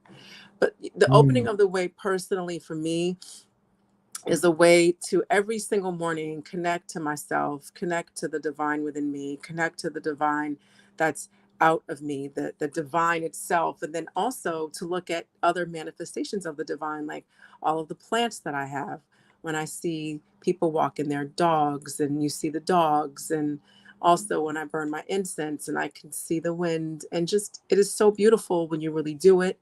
You learn it, you take your time with it, you don't rush it, and it's a part of your morning routine. I do my offerings to the ancestors, my ancestral ancestor, to my father, and it's just a part of my morning, and it helps to start fresh and anew. If the Oh, opening of the way is not a part of your morning routine, not a part of how you greet the day, how you greet the divine, you should give it a try. Like, really and truly, it does make a difference, not only for your day, but in your spirit and in your soul, and literally and truly how you're able to see the divine throughout your day. You can my do it. sister, may I say this before I go? Absolutely. I want to thank you for Cash App. Many people don't think that Baaba Heru needs cash, but I would say this: I work for a living, and I work very hard to access the divine energy, to create beauty for our people to wear on their fingers, wedding bands, engagement rings, to wear around their necks. Here I'm wearing kepara. This is done with both silver and the sun. The Ra is in gold. Look what I put on the back. I put the Ankh, because kepara represents the resurrection of your life. So you can have the resurrection and the life in one emblem. Okay. Notice I'm wearing the Jinyame, the omnipotence of the divine coming out of Ghana, a Dinkra symbology. Okay. Oh, notice, I don't know if you can see this close up, but I'm also wearing this ring of the Neteru, the Mesu Heru, the same heads that you saw on the Mesu Heru and the canopic jars are on this ring, and each one is taking up a very different part of a pyramid that I've created to show our brothers and sisters that you can wear the opening of the way on your finger to be reminded. Raise your hand up, Baba. A little bit Oh, higher. let me move it over. There you go. It's the baby finger. Yep. Mm-hmm. There you go. There it is, right there. There it is. And look at, I got a black diamond at the ceiling, at the on the top of the pyramid. People talk about drip. Baba has the best drip, y'all. Like, go. Oh my goodness. If you've not been to the studio of Ptah, you're missing out. You got to go and see it. The space is divine. That's right. And go to studioptah.com and check out the designs there. And also you can friend me on Instagram. And every so often I do a little rant on Facebook. I do write sometimes on Facebook, but I know our people don't like to read. They like to look at the movies. And so they're leaving Facebook to go to Instagram, because there you will find all kind of movies and all kind of little shorts, which is a great way to spread the word. So I want to thank our cousins for the internet, okay, because it's a divine instrument that allows you to capture the attention of thousands of people like that. I remember sometimes I used to have to get on a plane, travel distances to give a lecture that sometimes only 10 people would show up for. Okay. Nowadays, I can sit in the comfort of my studio and I can speak to thousands of people. I was the other day on Brother Rich's show, the Black Magic 363, and I spoke to about 50 some odd thousand people. So again, and here at Hapi, here in this in the shrine of Ma'at, and also in the platform of Hapi, you must grow this shrine. And to yoga girl sitting there, their beloved sister Seshat, I'm telling you, she's so devoted. And that's what one of the things you've got to learn about this legacy. It involves work. It's a divine work. And I know it takes a lot for her to sometimes get herself ready to do this every single Tuesday. But this is the kind of devotion that we invite. This is the kind of devotion that she is an example of. And Jamar and all the brothers and sisters who come on Tuesday talk. This is the kind of devotion it takes to spread this legacy worldwide. That's the reason why there are many people looking at this right today from South Africa. Many people in Ghana are watching this right now. People in the Virgin Islands, people in the West Indies are looking at this right now. You know, today I got a call from a Bobo Shanti Rasta who wants me to come on his platform to speak about the legacy. Okay. So once again, my beloved sisters and brothers, support the Shrine of Ma'at in Harlem. Support the work that's being done there to raise brothers and sisters to become the Abu and Abutu, what they call priests and priestesses of this divine legacy. Support this work with all of your heart, with all of your Ab, which is your heart, your Ib, your Ka, your double, your ethereal body, your Ba, your divine spirit, your Shechem, your vital force and your vital power of attraction. Use all these forces to serve the desire of your ancestors to live forever. Ankh Herahe, live forever. Duaun Terana. Duanatar, Baba. Duanatar. It is always a pleasure. We always learn so much. You've got your personality and energy at times is definitely youthful and spontaneous and makes us giggle a little bit. Who said I'm not youthful, period? We live forever, remember. We certainly do. We certainly do. I want to say thank you so much for coming on. Everybody always loves it when they know that you're coming on to the show. And it's just such a pleasure to be able to, like you were saying, because of the internet, we can we can be here forever. When this airs again and again and again and again, here we are. We get to spend time with our beloved Baba. So, you know, on behalf of myself and the Shrine of Ma'at and those of us in this legacy, we admire you so much and dua for all that you've done. You've given your life. You've given your life to this so that a little pro-Black girl at prep school in Connecticut who was sick of being one of 10 could find something that she was looking for. A lot of people, you know, are so grateful for the Shrine of Ma'at. They're grateful for Tuesday Talk. They're grateful for, you know, when Jamar goes live. A lot of that has to do. Ain't Jamar something else? He is. He is. And, He really and a tangent on Jamar, I'll be like, yo, Jamar, can you do? And then it doesn't matter what goes after that. If he can do it, he does it for me. And I appreciate Jamar as my brother, and he's there for me in a lot of ways. Sean, he helps me out a lot with the tech too. So you know, and let me give a shout out to my greatest sisters here. I'm talking about Sakara, the one who's named after that eternal city in Kemet. That's right. That's because I'm all thumbs when it comes to setting this stuff up, and she keeps me in focus. You know, and also my time, you know, and getting ready to do this work.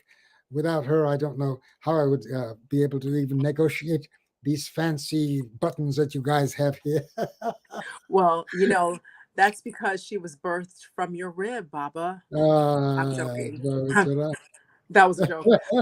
But it's good to see, like, also when you go to the studio of Ptah, you get to see the divine feminine and the divine masculine working together when you see Sakara and Mhm. Baaba Heru working, just being together, just in the same space, could be doing other things, but the energy is there, and Give it's him just some it's praise. just really, really amazing, the feeling and the energy that you get. But I really do want to say thank you, Dua, from the like, words can't express how I know how I feel, how I'm interviewing people for initiation, and the gratitude that they have to be able to hear the message from Jabari and Ascension, from Rasanku Kepper with communion, during Mm, communion. Just so eternally grateful for that. And when you keep going a little bit deeper, the source, excuse me, or very close to the source, is you. And true. when you don't live in New York City, or you don't live in Los Angeles, or you don't live in a majority Black space like how I was raised, it's even more critical to be able to access that. So without you fighting, not physically fighting, but rebuffing people who thought you were crazy, and Mm, really carrying your Ankh when you were on the beat, and doing it in a way where you were a peace officer, really just fighting against the grain, is the reason why I'm here on Tuesday Talk.